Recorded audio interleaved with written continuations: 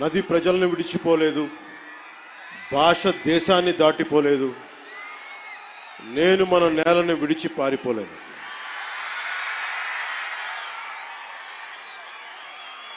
చాలా కీలకమైన సభ ఇది. ఈ రోజున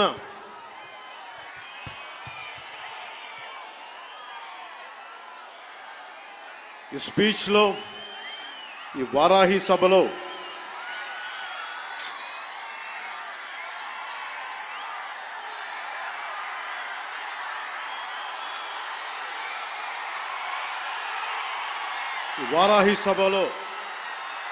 చాలా ప్రత్యేకమైనది.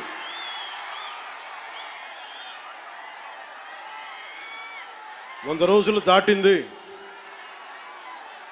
ఎన్డీఏ ప్రభుత్వం ఏర్పాటై ఆంధ్రప్రదేశ్లో ఈ 100 రోజులు ఎప్పుడు రోడ్ల మీదకి రాలా. బయటికి ఎంతసేపు అభివృద్ధి, సంక్షేమం, ప్రజలకు ఎలా మేలు చేయాలి, ఏమేం ప్రామిస్ చేశాం, వాటిని ఎలా నిలబెట్టుకోవాలి,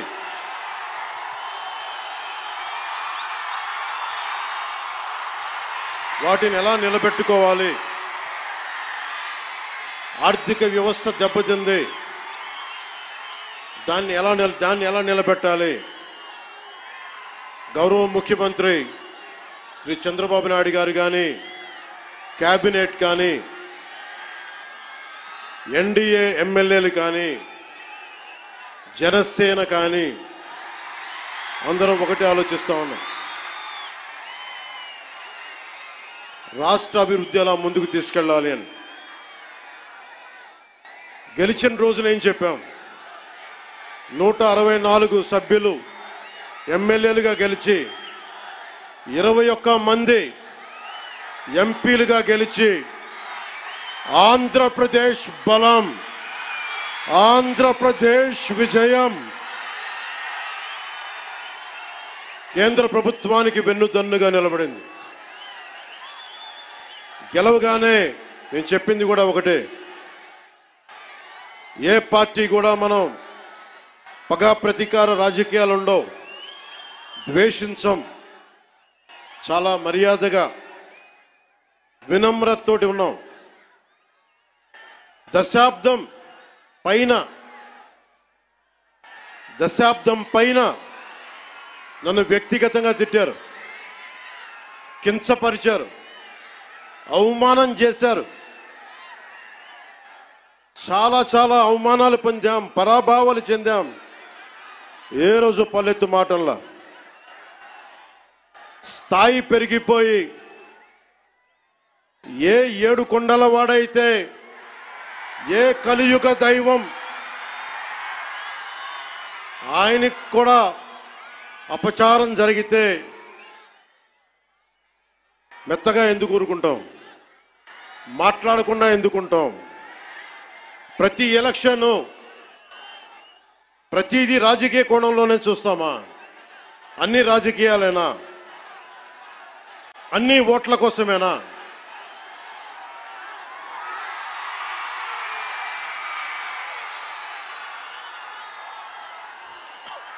నా జీవితంలో ఇలాంటి రోజు రాకూడదని ప్రార్థన చేశాను.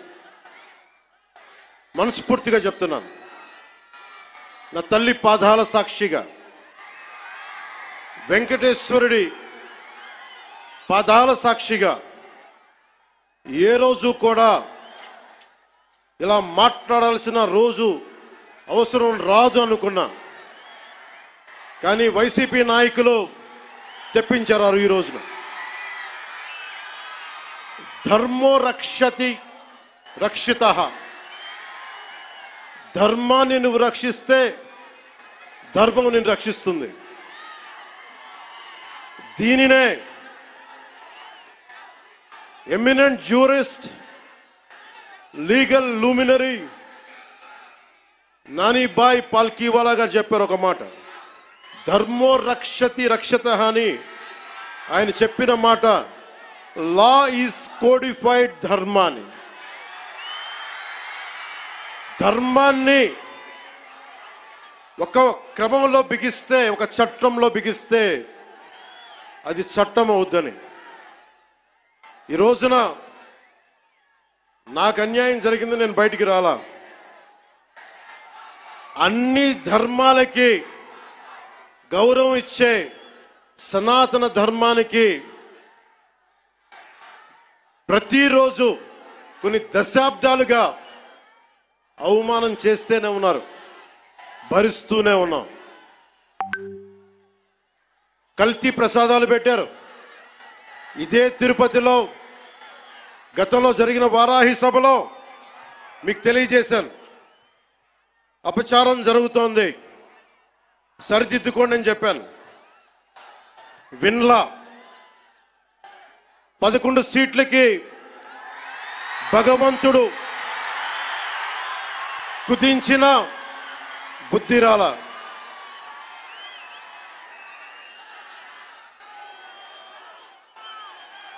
కొంత నేను ఈ స్పీచ్ కొంత ఇంగ్లీష్లో కూడా మాట్లాడాల్సి వస్తుంది. కశ్మీర్ నుంచి కన్యాకుమారి వరకు అర్థం అవ్వాలంటే కొంత ఇంగ్లీష్లో తప్పదు, అక్కడక్కడ కొంచెం సహకరించండి.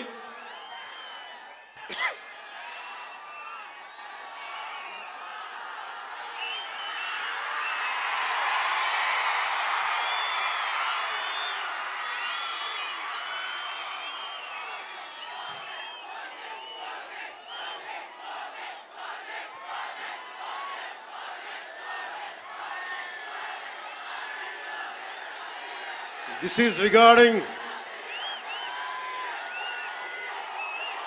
మీరు ఇక్కడున్న యువతకి,